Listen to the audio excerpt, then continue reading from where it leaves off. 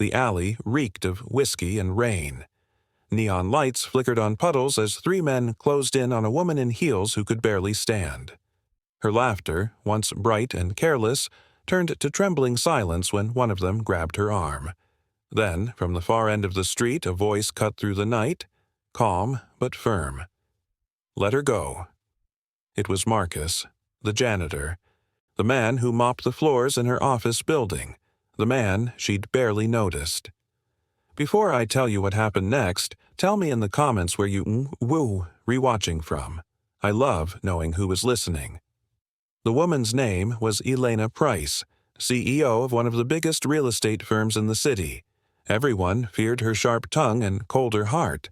At the office, her employees whispered about her temper, her late nights, her loneliness, but no one dared to speak to her directly.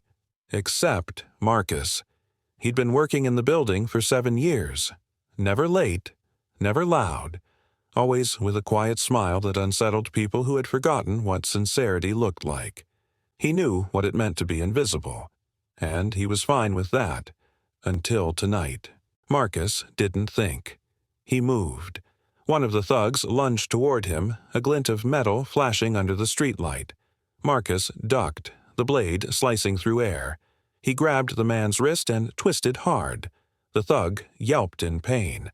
The others came at him fast, but Marcus, a man built by years of quiet strength, fought like someone who could had to survive far worse than this alley. When the last man fled, Elena was sitting against the wall, tears mixing with the rain. Her designer coat was torn, her makeup smeared. She looked up at him, dazed. You work for me," she whispered. Marcus nodded, breathing hard. "Yes, ma'am. Let's get you home." She hesitated, pride warring with fear, then finally took his hand. His grip was steady, grounding her in a night that had almost swallowed her whole. The ride home was silent. Elena kept stealing glances at him, the man who had just risked his life for her, even though she couldn't remember ever saying thank you to him. When they reached her mansion, she turned to speak, but he was already walking away. No questions, no expectations. Just gone. The next morning, the story spread through the office like wildfire. "Did you hear? The boss got attacked last night." "Who saved her?" "The janitor." "You're kidding." Elena arrived late. She looked composed, but inside she was still shaking. When Marcus entered to mop the hallway, whispers filled the room. Everyone waited to see if she'd ignore him again. She didn't. "Mr. Reed," she said softly. The room fell silent. "Can I see you in my office?" He followed her in, nervous. No one had ever seen her speak so gently. She closed the door, then turned to face him. "You saved my life," she said. "I owe you everything." He smiled faintly. "You don't owe me, ma'am. I just did what was right." That answer hit her harder than any weapon, because she couldn't remember the last time she had done something just because it was right. For the first time, Elena didn't see a janitor. She saw a man of integrity. She asked him to sit, offered him coffee, and they talked. Really talked. About work, about life, about loss. He told her about his late wife, about how he worked double shifts to put his daughter through college. She told him how success had given her everything, except peace. That night marked the start of something unexpected. Over the next few weeks, Elena began noticing things she'd never seen before. The exhaustion in her employees' eyes, the loneliness in her own. Marcus became her quiet mirror, reflecting truth she'd long ignored. One Friday evening, as the last employees left, Elena walked into the janitor's room. He was scrubbing the floor. She said softly, "You don't have to do that alone." He looked up, confused.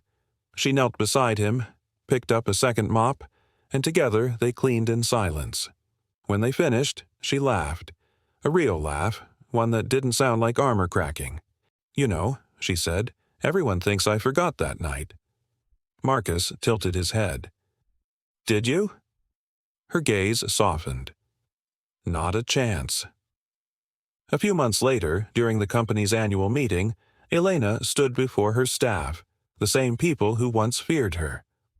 "This company is built by people like Marcus Reed," she said, gesturing toward him in the crowd. "People who work when no one's watching, who do right when no one asks. Without them, we're nothing." The applause started slowly, then grew, thunderous. Marcus tried to step back, embarrassed, but she wouldn't let him. She handed him a framed award for integrity and courage beyond duty. He looked at her, overwhelmed. "You didn't have to do this," he murmured. Elena smiled. "I didn't have to. I wanted to." After the event, as the sun set over the glass towers, Elena turned to him. "That night, I was lost," she said. "You didn't just save my life, Marcus. You reminded me who I wanted to be." He nodded quietly. "Sometimes it just takes one act to wake someone up." And from that day forward, the office wasn't the same. Elena treated her staff with warmth. The janitor no longer worked in silence. The woman who once ruled with fear now led with gratitude. Because kindness doesn't vanish, it waits and it finds its way back. And sometimes it returns in the form of the person you once looked right through. If this story touched your heart, leave a comment below and tell me what you think. Don't forget to subscribe to Whispered Words, where every story reminds us that humanity still lives in the quietest souls. CTR line. Because even power means nothing until it learns the strength of compassion.